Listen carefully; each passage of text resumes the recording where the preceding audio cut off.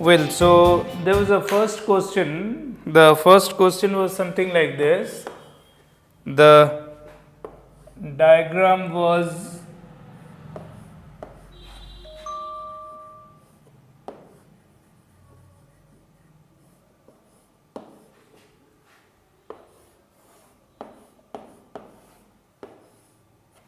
right. This was the diagram given that this is R1, this is also R1, this is R2 and this is a battery of 16 volt, right? 16 volt. We have been asked R1 is of 4 ohm, R1 is 4 ohm and the value of R2 is given 2 ohm. Okay, these are the resistance values given as per the diagram, and what we have to do, we have to find out the current drawn from the battery, that means the main current. We have to find current drawn from the battery, that is main current. We can say whatever the current, whenever it is said that find current drawn from the battery, means it is asked about the main current. Okay, so we need to know the main current value. So that means whatever the current drawn from the battery, if I assume it to be I, right, then that current I is flowing like this, crosses the first R1 resistor, then reaching one junction from where it gets into two paths. Let the current splits like this, I1 and I2, because as we have discussed in our previous problem solving that current gets divided whenever at one point after reaching at one junction, from there it gets the new two openings. Okay, so being it is getting two new openings to flow, one through R1 and another one through R2, so that's why the main current I will be getting splitted here. One will be passing through I1 and another one is passing through I2. Got my point? So we have to find this main current, means we have to find the value of I. I told you in our previous discussion, that is, whenever we are supposed to know the main current drawn from the battery, what we can do, we must simplify the effective resistance first, right? Do you remember this? We must know the effective resistance first. Effective resistance means what we discussed earlier. The effective resistance means the single value of a resistance or a single resistor which can draw the same amount of current which is being practically drawn by the use of three resistors here in this circuit. Okay, no, just effective resistance is just not simply adding the resistances values. We have to identify the nature of arrangement of the resistors given in a network. We must be able to identify the nature of arrangements of the resistors in a given circuit. Once we can identify the nature of arrangement, then only we can say about the effective value of the resistor in the circuit available. So now if I identify the junction such as this, calling this point as A, this junction B, let this junction be C. Okay, so from A to C, we can see in between A and B there is one resistor. What happened? Nothing, sir.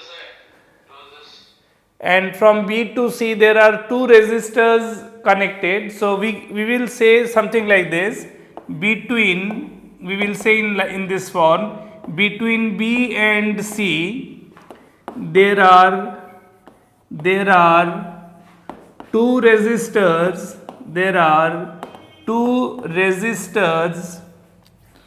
parallelly connected,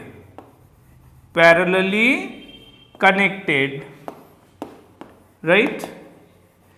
Between B and C there are two resistors, those who are parallelly connected to each other. What does it mean? Means from the junction of B the two paths gets opened and they are again converging or meeting at the point C. So two paths are getting opened at the junction B and they are meeting at C. So that means in between B and C, these are the two paths connected. In one common side is B and for them other common side of connection is C. So in between B and C there are two resistors parallelly connected. So we know that therefore effective resistance between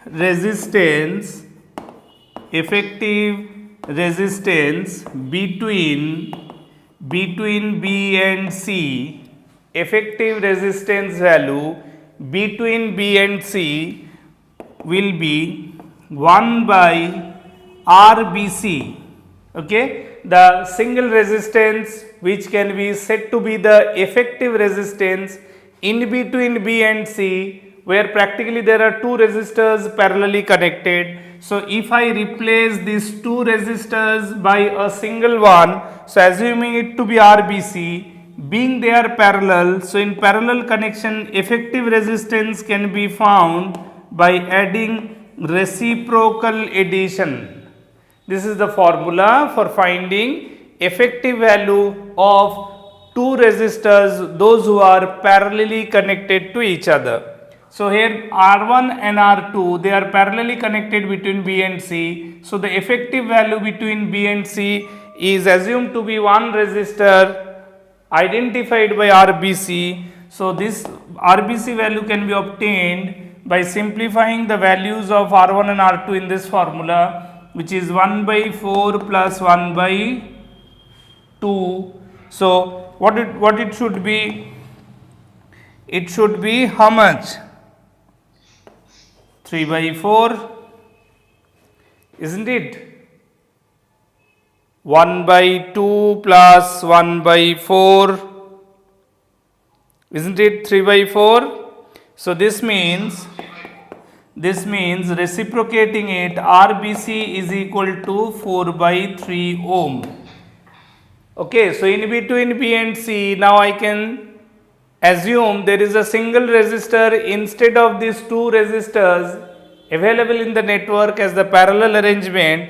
I can replace these two resistors in between B and C by the single one which is of value 4 by 3. So then my circuit diagram should change to this form.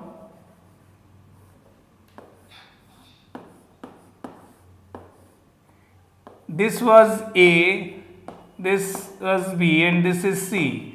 So in between A and B there was a single resistor R1 which was of 4 ohm, let it be as it is. But in between B and C, where there was practically two resistors in parallel, I can replace that by this single resistor which is the numerically 4 by 3 ohm. Got my point? Could you follow this thing? So now instead of 3 resistors I have reduced it to 2 resistors primarily, and then finally we can say across 16 volt battery, across 16 volt potential difference, which is the potential difference of the applied source. Now we can see there are 2 resistors, in series, right? There are 2 resistors in series. Got my point? Now in between A and C there are 2 resistors, means whatever the main current which is flowing through the first resistor, that is 4 ohm between A and B, the same current I is now flowing through the effective resistance in between B and C, which is 4 by 3. So since these two are carrying the same current in continuation, they are known to be series. So therefore effective resistance resistance between A and C, that can be written as RAC, which is equal to 4 plus 4 by 3. When two resistors are in series, we can get their effective value simply adding them. So 4 is the value of this, 4 by 3 is this. If we add them, it is 16 by 3 ohm. Is that clear? It is a single resistance of 16 by 3 ohm. Yes. What question you have? What do you want to ask? Ask why do we reciprocate the resistance? Yes, because we are reciprocating the value, because in parallel arrangements, the effective resistance value that can be obtained by using this formula. Now question arises, why we are doing this? We can simplify it in this way. Primarily, first of all, have you written this much? So that I can erase this part and I can explain that why I am using this reciprocal addition to get the value of RBC, right? Section I can explain you the reason why we are adding reciprocally, why we are using reciprocal addition to get the value of RBC. See, we can say here one important concept we can use, that is between the points B and C, R1 and R2 are parallel to each other. R1 and R2 are parallel to each other. That means whenever we see two or more resistors are parallelly connected between two common points on either side, that means this implies that potential difference remains same across both R1 and R2, both R1 and R2, right? Potential difference remains same across both R1 and R2, and we know that the formula related to finding potential difference across a resistance, that is given by V is equal to IR. V stands for potential difference, I stands for current, R stands for resistance.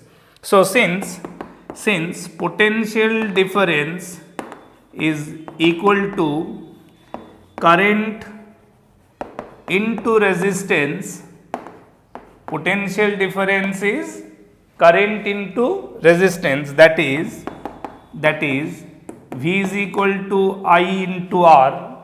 Okay, so that means, as we have seen that according to the diagram, that once the current reaches to the point B as the main current I, then that main current gets divided in two branches. In one branch it is flowing as I1 through R1, and in other branch it is flowing through as I2 through R2. So basically the main current which is coming to the junction I, that is only getting divided in two parts such that I1 and I2. So I can write down the value of inflow current will be equal to the value of outflow current, right? Fine. So since V is equal to IR is applicable across a resistance, so therefore the value of current I1 which is flowing through R1, that can be written potential difference between B and C divided by R1.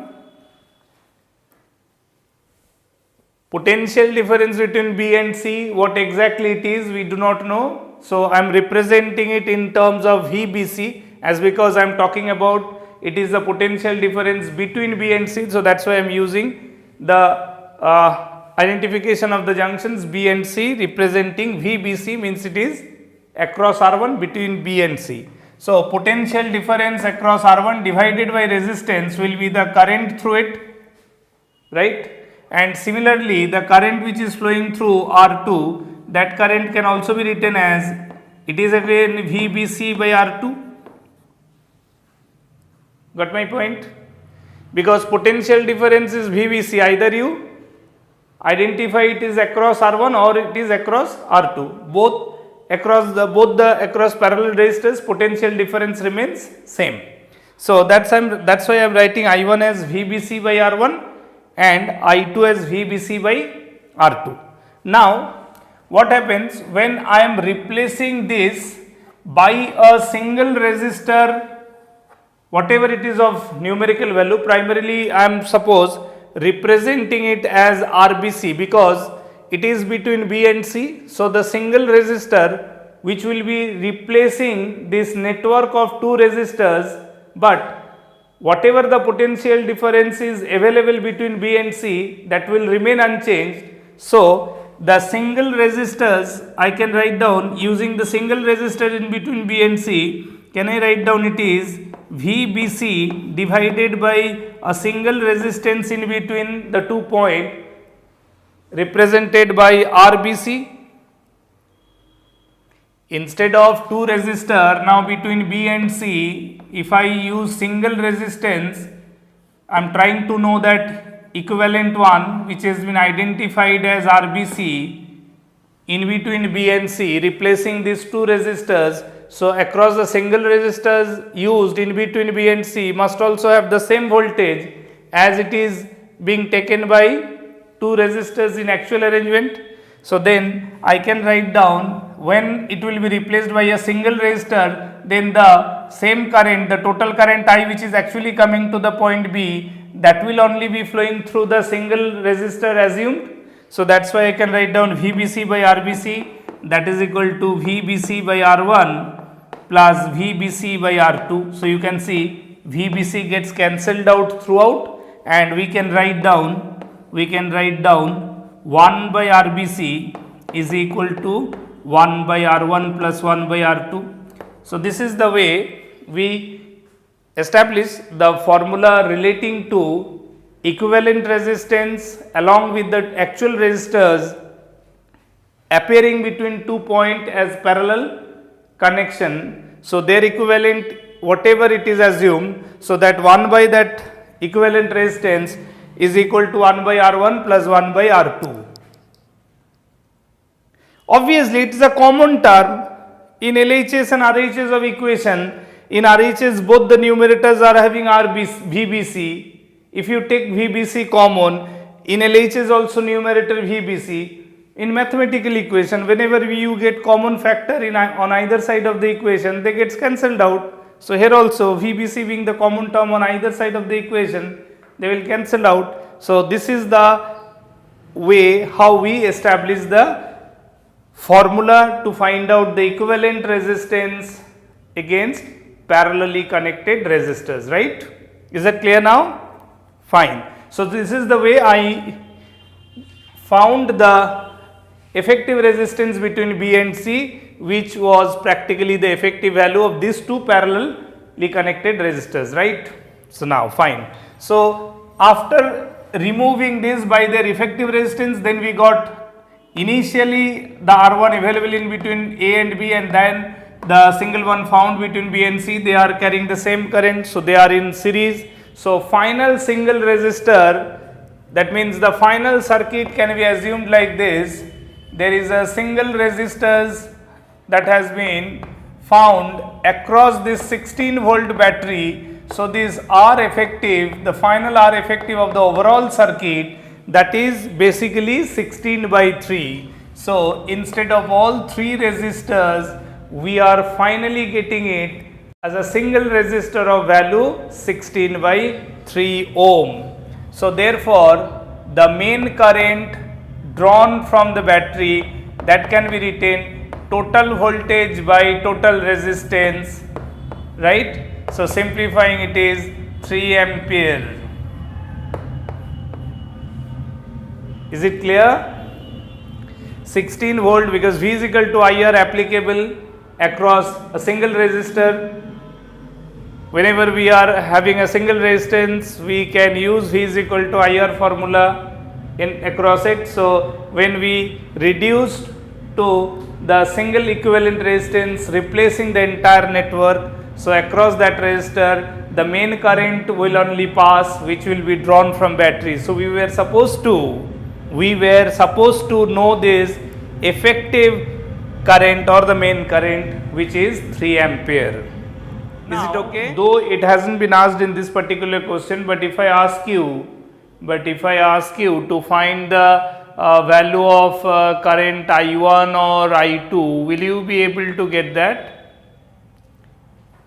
I haven't asked in given question, but if I add this part in this evaluation, that also find the value of I1 and I2, which is the branch current in actual resistors through the resistors R1, that is 4 ohm between B and C, and through R2 between the same 2 point. If I want to know about the main current, first of all we have got the main current value, which we found as 3 ampere, right?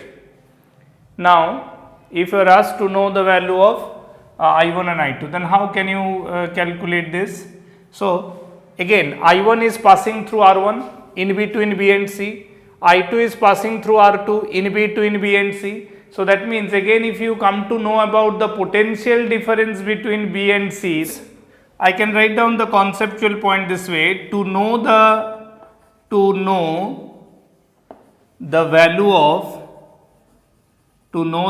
values of I1 and I2, we must know the potential difference between B and C, because both the current I1 and I2 is actually flowing in between B and C. The existence of the current I1 and I2 is actually in between B and C through two different resistors, those who are parallelly connected between the points B and C. So that's why if I can come to know the potential difference between B and C, then it will be easy for us to know the individual currents in the actual diagram, isn't it? Could you follow what I want to say? Fine. So that means now see, 16 volt is the actual battery voltage. So this 16 volt is connected across A and across C. Is there any resistor in between A and one of the terminals of the battery, or in other way, is there any resistor between C and the negative terminal of the battery? At least from the diagram we can understand this. Yes or no? Can we understand? Can we identify it? Very simple. There is nothing seen in terms of resistors is concerned between A and positive terminal of this connection, and similarly no resistor is again available between negative terminal and C.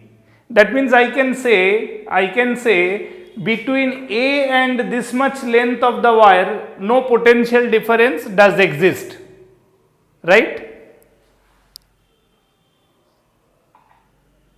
No, in this case, when the exactly resistance has been identified in between two specific points and nothing said about the wire, that means these wires are of no resistance between A and the positive terminal, and that between C and the negative terminal is having no resistance, right?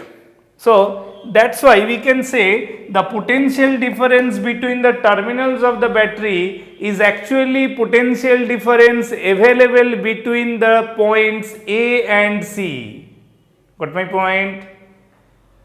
Are you okay with this?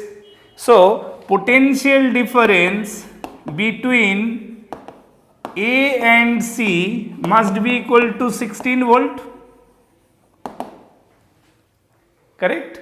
So that 16 volt potential difference between A and C means, this implies that potential difference between A and C will be basically equal to potential difference between A and B plus that between B and C, because current is observed to be continuously flowing from the end A to the end C, and we know that current always flows for drop of voltage, that means from high voltage to low voltage end it flows continuously. So then this 16 volt will be shared between this and this junctions. A part of 16 volt will be available here and rest part of 16 volt will be available here. So once we come to know the voltage available here in between A and B, then after knowing this value, I can subtract this value from 16. So that will give us the required voltage between B and C.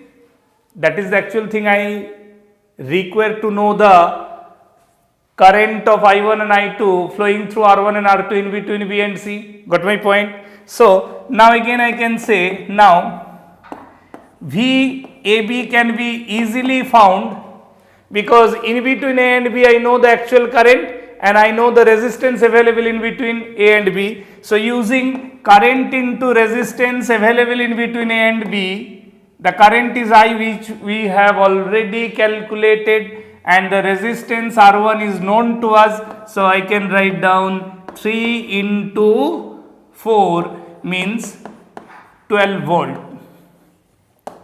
So out of 16 volts of the potential difference of the battery, 12 volt is available between A and B, that is across R1, yani 4 ohm resistance. Could you follow this? So rest of 16 volt must be available BC, because VAC is equal to VAB plus VBC. So therefore I can write down VBC is equal to 16 minus 12, just 4 volt. So just 4 volts is the potential difference available between B and C, that is 4 volt is available across R1 as well as across R2, because both are parallelly connected. So that means now I know the potential difference for which I1 is flowing through R1 and I2 is flowing through R2. So therefore I can write down I1 will be equal to 4 volt available divided by resistance 4 ohm, that means 1 ampere, and in between the same B and C, the current I2 in other branch, that will be also due to 4 volt through 2 ohm, that is equal to 2 ampere. So yes, you can see I said in earlier argument, the main current I which is flowing through R1, that is from A to B, that is only getting divided in 2 parts. So yes, I1 is 1 ampere, I2 is 2 ampere, so 1 plus 2 is 3 again. So yes, that 3 ampere has been only splitted up in partly 1 ampere and 2 ampere in 2 parallel branches between B and C.